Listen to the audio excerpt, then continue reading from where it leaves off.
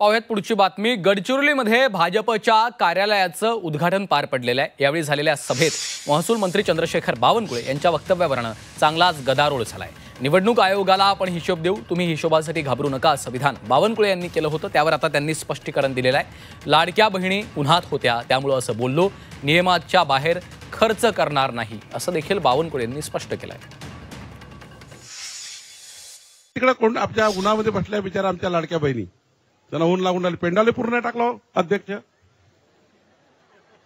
तुम्ही कमजोर, तुम्ही असं कसं लढाल? हा, काही बजेट नाही, चिंता नको करा।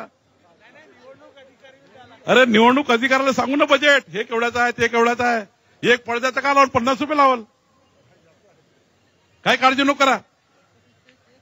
निवडणूक आयोगाला हिशोब देऊ आपण, हिशोबच घेईल का रे आपला? ते हिशोबासाठी भिवून राहिले आणि मी स्टार प्रचारक आहे, त्यामुळे कशाला हिशोब लागते? आणि त्यामुळे राज्यावर आहे, आम्ही हिशोब देऊ। आमच्या लाडक्या बहिणीला उन्हात नाही बसवायचं। यानंतर आमच्या कार्यकर्त्यांनी चूक केली की त्या लाडक्या बहिणीला उन्हात त्या ठिकाणी होत्या, त्यामुळे मी असं बोललो आम्ही निवडणूक आयोगाकडे खर्च सादर करू, आम्ही त्या ठिकाणी प्रदेश म्हणून खर्च देऊ। शेवटी निवडणूक आयोगाला हिशोब द्यावा लागतो खर्चाचा, आम्ही देऊ ना त्याला। निवडणूक आयोगाकडे आम्हाला त्या ठिकाणी राज्य म्हणून स्टार प्रचारक म्हणून खर्च देण्याचे आमचे अधिकार आहेत।